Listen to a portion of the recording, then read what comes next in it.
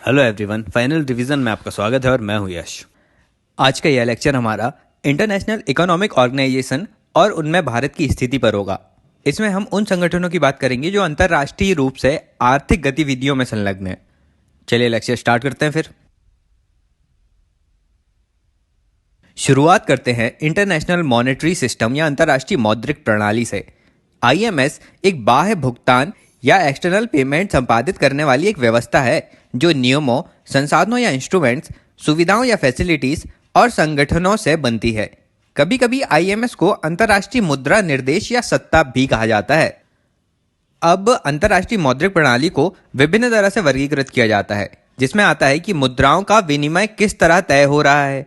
इसमें नियत मुद्रा व्यवस्था, उत्प्लवित मुद्रा व्यवस्था या प्रबंधित मुद्रा विनिमय व्यवस्था आती हैं। फिर विदेशी भंडार किस रूप में संचित हो रहा है, उस आधार पर स्वर्ण मानक, शुद्ध न्यायिक मानक या फिर स्वर्ण विनिमय मानक में इसे विभाजित किया जाता है। एक अच्छा इंटरनेशनल मॉनेटरी सिस्टम दो उद्देश्यों की पूर्ति के लिए होता है। पहला, विदेशी व्यापार और विदेशी निवेश की महत्वहीकरण करने में, और दूसरा है कि जो भी विश्व के राष्ट्रों के बीच व्यापार से लाभ हो रहा है उसका साम्यिक या इक्विटेबल वितरण करने के लिए। आईएमएस का मूल्यांकन इस आधार पर होता है कि वह अपने 3 कार्यों को अच्छे से कर रहा है या नहीं। इसमें पहला है सामंजस्य या एडजस्टमेंट, जिसमें आईएमएस बैलेंस ऑफ पेमेंट पर आने वाले व्यय और राष्ट्रों के लिए सामंजस्य में लगे समय को न्यूनतम करता है। दूसरा है तरलता या लिक्विडिटी। इसमें दिखाया जाता है कि आईएमएस के पास कितना विदेशी विनिमय भंडार उपस्थित है। और तीसरा है विश्वास या कॉन्फिडेंस। इसके तहत आईएमएस अपनी व्यवस्थाओं को पारदर्शी या ट्रांसपेरेंट बनाता है। चलिए अब अगले टॉपिक में बात करते हैं ब्रेटन वुड्स विकास या ब्रेटन वुड्स डेवलपमेंट के बारे में। तो जब यूएनओ की स्थापना हो रही थी ना, तो उसी समय एक और बात सामने आई कि द्वितीय विश्व युद्ध के बाद विश्व की वित्तीय व्यवस्था भी एक स्थायी प्रकार की होनी चाहिए। यही कारण था कि संयुक्त राष्ट्र संघ की स्थापना की प्रक्रिया के साथ ही संयुक्त राज्य अमेरिका और यूनाइटेड किंगडम के साथ साथ 42 अन्य राष्ट्रों ने, मतलब टोटल 44 राष्ट्रों ने यूएसए के न्यू हैम्पशायर में स्थित ब्रेटन वुड्स में जुलाई 1944 में एक संगोष्ठी आयोजित की। इसका उद्देश्य था एक नई अंतर्राष्ट्रीय मौद्रिक प्रणाली को कार्यान्वित करना, और इस संगोष्ठी के फलस्वरूप अंतर्राष्ट्रीय मुद्रा कोष आईएमएफ और वर्ल्ड बैंक की स्थापना की गई। इन्हें ब्रेटन वुड्स जुड़वा या ब्रेटन वुड्स ट्विंस कहा जाता है। दोनों का ही मुख्यालय वॉशिंगटन डीसी में है। चलिए बात करते हैं अंतर्राष्ट्रीय मुद्रा कोष या इंटरनेशनल मॉनेटरी फंड के बारे में। इसकी स्थापना जुलाई 1944 में तो हुई थी, लेकिन इसके आर्टिकल्स का प्रवर्तन 27 दिसंबर 1945 को हुआ। इसके मुख्य उद्देश्य थे अंतर्राष्ट्रीय मौद्रिक सहयोग को प्रोत्साहन देना, अंतर्राष्ट्रीय व्यापार का संतुलित विकास और विनिमय दरों का स्थिरीकरण करना, विनिमय प्रतिबंधों या रेस्ट्रिक्शंस की समाप्ति करना, और साथ ही बहुपक्षीय भुगतान या मल्टीलेटरल पेमेंट की व्यवस्था भी करना। इसके अलावा भुगतान संतुलन की समस्या की स्थिति में सदस्य देशों को आर्थिक सहायता की उपलब्धि कराना और अंतर्राष्ट्रीय भुगतान में आने वाले संकट का निपटारा और उनकी अवधि में कमी भी करना है। आज जब मैं यह वीडियो रिकॉर्ड कर रहा हूं, तब तक आईएमएफ के सदस्य देशों की संख्या 190 है। इनमें 189 कंट्रीज यूएनओ के सदस्य भी हैं। आईएमएफ का 189वां सदस्य नोरू बना था और 190वां सदस्य बना है अंडोरा। आईएमएफ के कोष का संचालन बोर्ड ऑफ गवर्नर्स के माध्यम से किया जाता है, जो प्रत्येक सदस्य देश से एक गवर्नर और एक वैकल्पिक गवर्नर से मिलकर बना होता है। भारत की तरफ से गवर्नर होते हैं वित्त मंत्री और वैकल्पिक गवर्नर होते हैं रिजर्व बैंक ऑफ इंडिया के गवर्नर। आईएमएफ के रोजमर्रा के कामकाज प्रबंध निर्देशक देखता है, जो कार्यकारी निदेशक मंडल का चेयरमैन होता है। और भारत का प्रतिनिधित्व आईएमएफ में कार्यकारी निदेशक करता है, जो भारतीय उपमहाद्वीप के 3 और देशों का प्रतिनिधित्व भी करता है। और ये 3 देश हैं बांग्लादेश, भूटान तथा श्रीलंका। अब आईएमएफ में उपस्थित रिजर्व ट्रेंच के बारे में जानते हैं। रिजर्व ट्रेंच वह मुद्रा है जिसे प्रत्येक सदस्य देश द्वारा अंतर्राष्ट्रीय मुद्रा कोष में प्रदान किया जाता है, और इसका उपयोग वह देश अपने स्वयं के प्रयोजनों के लिए कर सकता है। इस मुद्रा का प्रयोग सामान्यतः आपातकाल की स्थिति में होता है। आगे जानते हैं स्पेशल ड्राइंग राइट क्या होता है, विशेष आहरण अधिकार। तो एचडीआर जो है वह आईएमएफ द्वारा 1969 में अपने सदस्य देशों के लिए अंतर्राष्ट्रीय आरक्षित संपत्ति के रूप में बनाया गया था।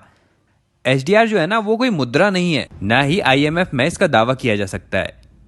आरंभ में एचडीआर को 0.888671 ग्राम सोने के बराबर परिभाषित किया गया था, जो उस समय $1 के बराबर था। लेकिन ब्रेटन वुड्स प्रणाली के पतन के बाद एचडीआर को मुद्राओं की एक टोकरी के रूप में फिर से परिभाषित किया गया है। अब एचडीआर की इस टोकरी में 5 देशों की मुद्राएं शामिल हैं: अमेरिका का डॉलर, यूरोप का यूरो, चीन की मुद्रा रेनमिनबी और जापान का येन तथा ब्रिटेन का पाउंड। अब आईएमएफ अपने सदस्य देशों के कोटा को प्रत्येक 5 वर्ष में समीक्षा करता है। अब भारत का कोटा आईएमएफ में 2.44% से बढ़कर 2.76% हो गया है और भारत की रैंक 8वीं है। अब ये याद रखिएगा कि आईएमएफ में कुल 24 अंशभूत या कॉन्स्टिट्यूएंसीज हैं, मतलब अलग अलग कॉन्स्टिट्यूएंसी में अलग अलग देश शामिल होते हैं। भारत की कॉन्स्टिट्यूएंसी में 3 अन्य देश हैं: भूटान, बांग्लादेश और श्रीलंका। निरपेक्ष रूप से भारत का बढ़ा हुआ कोटा 13,114.4 मिलियन एचडीआर है। अब इस एचडीआर में से यदि कोई भी सदस्य आईएमएफ के साथ एक्सटेंडेड फंड फैसिलिटी समझौते पर हस्ताक्षर करता है, तब वह देश कर्ज लेना शुरू कर सकता है। भारत ने इस समझौते पर वित्तीय वर्ष 1981-82 में हस्ताक्षर किए थे। भारत भुगतान संतुलन की नाजुक स्थिति के कारण आईएमएफ से कर्ज लेता रहा है, जिसमें 1981 से 84 के बीच भुगतान संतुलन की नाजुक स्थिति के कारण लिया था, अगली बार 1991 के दौरान लिया था। और इसी तरह भारत सितंबर 2002 के बाद से आईएमएफ की वित्तीय लेन देन योजना में भी हिस्सा लेता रहा है।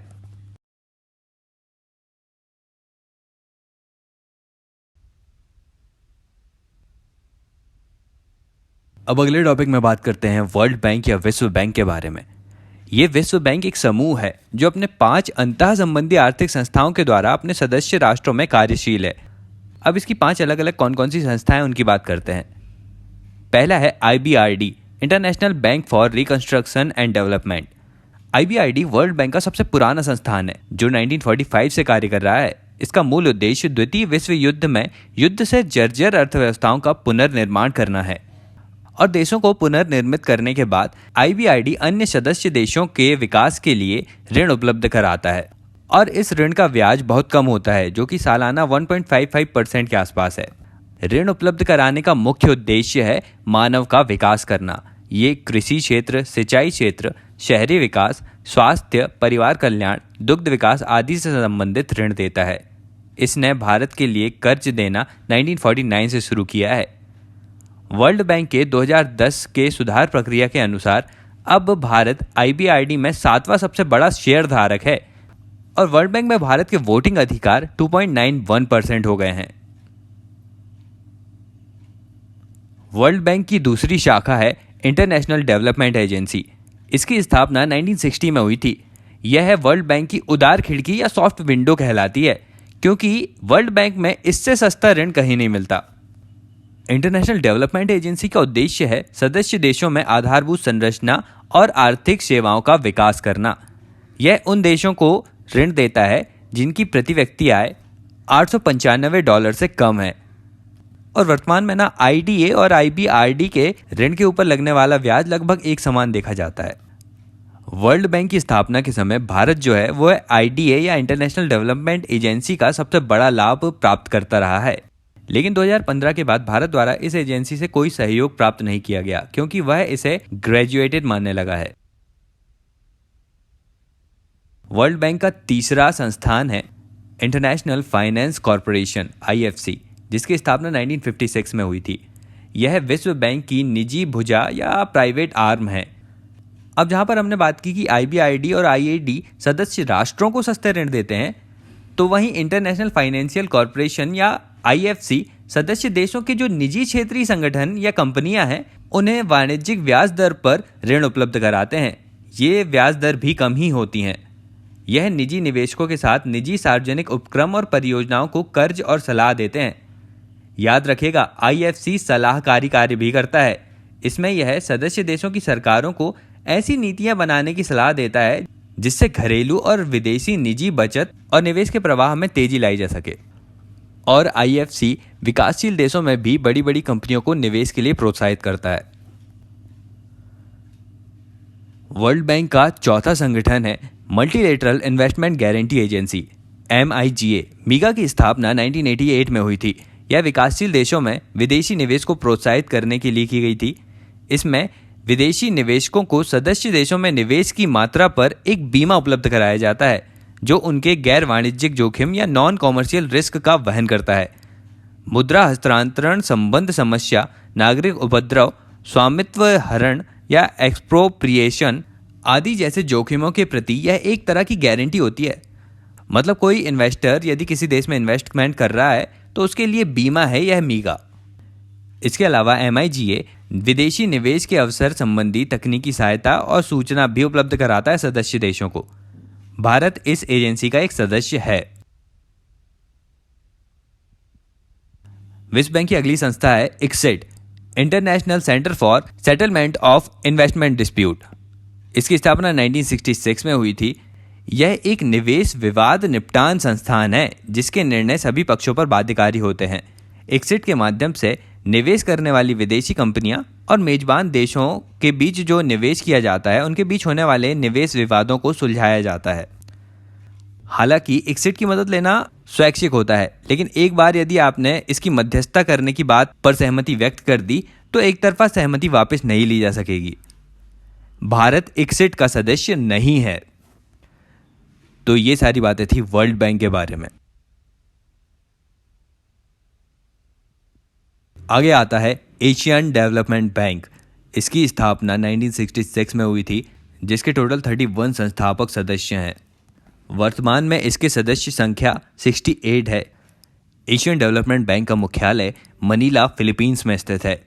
इसका उद्देश्य एशिया और सुदूर पूर्व के क्षेत्र में आर्थिक विकास और सहयोग को बढ़ावा देना है और विकासशील सदस्य देशों में आर्थिक विकास में सामूहिक रूप से और व्यक्तिगत रूप से योगदान करना है।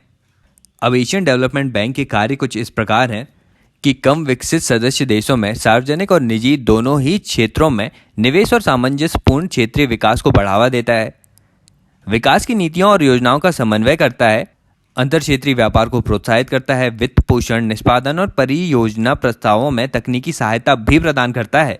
याद रखना, नीतियां मैनेज करने के साथ साथ तकनीकी सहायता भी देता है। संयुक्त राष्ट्र संघ और अन्य अंतर्राष्ट्रीय संस्थानों के साथ सहयोग और इसके उद्देश्यों से संबंधित अन्य गतिविधियों को बढ़ावा देता है और जरूरी सेवाएं भी प्रदान करता है। अब बैंक पूंजी के हिस्से में भारत की हिस्सेदारी लगभग 6.331% है, जबकि मताधिकार में 5.368% का हिस्सा है भारत का। इंडिया ने एशियन डेवलपमेंट बैंक के सामान्य पूंजी संस्थानों से ऋण लेना 1986 में शुरू किया था। एशियन डेवलपमेंट बैंक से मुख्य रूप से ऊर्जा, परिवहन, संचार और उद्योग तथा सामाजिक ढांचे के क्षेत्र में राशि उधार ली जाती है। अब जो भारत है ना, वह एशियन डेवलपमेंट बैंक के निदेशक मंडल का कार्यकारी निदेशक है। इसके अधिकार क्षेत्र में भारत, बांग्लादेश, भूटान, लाओस, PDR और ताजिकिस्तान शामिल हैं। एशियन डेवलपमेंट बैंक के बोर्ड ऑफ गवर्नेंस में वित्त मंत्री भारत के गवर्नर हैं और आर्थिक मामले के सचिव इसके वैकल्पिक गवर्नर होते हैं। ये था एशियन डेवलपमेंट बैंक। आगे आता है OECD, organization for economic cooperation and development. OECD Paris में स्थापित है। इसका बैकग्राउंड इस प्रकार है कि फर्स्ट वर्ल्ड वॉर के बाद 1947 में यूरोपीय देशों ने मिलकर यूरोप के पुनर्निर्माण के लिए इस संगठन की स्थापना की। यह संगठन वैश्विक रूप से तब एक्टिव हो गया जब 14 दिसंबर 1960 में अमेरिका और कनाडा को इसमें सदस्यता मिली। तो इसके बाद 30 सितंबर 1961 से OECD की औपचारिक स्थापना मानी जाती है और पहले इसका नाम OEC या यूरोपीय आर्थिक सहयोग संगठन था। फिर आगे चलकर अलग अलग देशों ने इसकी सदस्यता ग्रहण की, जैसे जापान ने 1964 में, और अन्य देशों की सदस्यता के साथ वर्तमान में इसमें 38 मेंबर कंट्रीज हैं, जिसमें अधिकतर देश विकसित हैं। OECD देशों का विश्व के व्यापार में निवेश और योगदान लगभग 80% का है। इसीलिए भारत समेत अनेक देश इस संगठन की सदस्यता पाने के इच्छुक हैं। अब जानते हैं कि भारत और OECD के रिलेशन कैसे रहे हैं। 1998 के बाद से ही OECD के साथ भारत के रिश्तों में प्रगाढ़ता आती चली गई है। 1998 में ही भारत ने इसकी स्टील समिति की सदस्यता ग्रहण की थी। उसके बाद 2007 में भारत OECD का मुख्य भागीदार बन गया है। वर्ष 2017 के आरंभ से भारत 21 OECD निकायों में सहयोगी और प्रतिभागी के तौर पर शामिल है। OECD के 9 लीगल इंस्ट्रूमेंट समर्थन करता है। साथ ही OECD की कई महत्वपूर्ण मामलों कॉर्पोरेट गवर्नेंस से लेकर राजकोषीय मामलों और परमाणु ऊर्जा के मामलों में भी भारत की अहम भूमिका रहती है। ये सारी बात थी OECD के बारे में। अगला टॉपिक है वर्ल्ड ट्रेड ऑर्गेनाइजेशन, विश्व व्यापार संगठन। 1947 में सीमा शुल्क और व्यापार के लिए सामान्य समझौता या general agreement on trade and tariff GATT की स्थापना की गई थी। उसके बाद बहुराष्ट्रीय व्यापार प्रणाली के विकास के फलस्वरूप विश्व व्यापार संगठन की स्थापना हुई। उरुग्वे दौर की बातचीत का लंबा सिलसिला 1986 से 94 तक चला। इसी के फलस्वरूप 1995 में वर्ल्ड ट्रेड ऑर्गेनाइजेशन की स्थापना की गई। उरुग्वे दौर की जो वार्ता थी उसमें बहुपक्षीय नियमों और अनुशासन के अनुसार व्यापार करने की बात की गई थी। साथ ही कृषि व्यापार या कृषि समझौते, सेवा व्यापार या सेवा व्यापार के बारे में सामान्य समझौते, गेट्स या general agreement on trade and services के साथ साथ बौद्धिक संपदा अधिकार से संबद्ध व्यापार के बारे में बहुपक्षीय नियम लागू किए गए। इसके अलावा विश्व व्यापार संगठन विवाद निपटारा व्यवस्था तंत्र और व्यापार नीति समीक्षा तंत्र के बारे में अलग से सहमति हुई। विश्व व्यापार संगठन नियम आधारित, पारदर्शी और सुनिश्चित बहुपक्षीय व्यापार प्रणाली प्रदान करता है। भारत के संदर्भ में राष्ट्रीय व्यवहार यह सुनिश्चित करता है कि एक बार भारत के उत्पाद विश्व व्यापार संगठन के अन्य सदस्य देशों के यहाँ आयात हो गए हैं तो उस देश के उत्पादों की तुलना में उनसे भेदभाव नहीं किया जाएगा। मतलब मोस्ट फेवर्ड नेशन के सिद्धांत को यह सुनिश्चित करता है। WTO में वर्तमान में 164 सदस्य हैं। इसमें अंतिम सदस्य अफगानिस्तान मार्च 2016 में शामिल हुआ था। इन सदस्यों के अलावा वर्तमान में 22 पर्यवेक्षक सरकारें भी इसमें शामिल हैं। WTO में मंत्री स्तरीय सम्मेलन होता है जो कि WTO के निर्णय करने वाली सर्वोच्च इकाई है, जिसे हर 2 साल में कम से कम एक बार मिलना होता है। ये सम्मेलन सभी सदस्यों को एक साथ लाता है। इन सम्मेलनों में हर तरह के मामलों में फैसले किए जाते हैं। अब WTO के ही ट्रेड फैसिलिटेशन एग्रीमेंट में भारत ने 2016 में हस्ताक्षर किए हैं। इसके लिए भारत ने राष्ट्रीय व्यापार सुगमता समिति या national commission on trade facilitation की स्थापना भी की है। ये सारी बातें थी WTO के बारे में।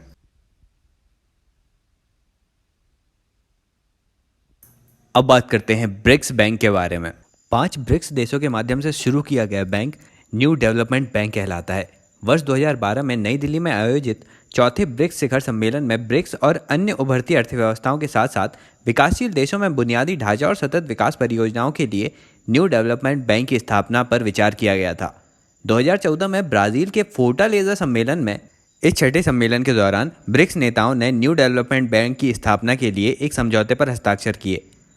फोर्टालेजा घोषणा में कहा गया था कि न्यू डेवलपमेंट बैंक ब्रिक्स देशों के बीच सहयोग को मजबूत करेगा और वैश्विक विकास के लिए बहुपक्षीय और क्षेत्रीय वित्तीय संस्थाओं के प्रयासों को पूरा करके स्थायी और संतुलित विकास में योगदान देगा।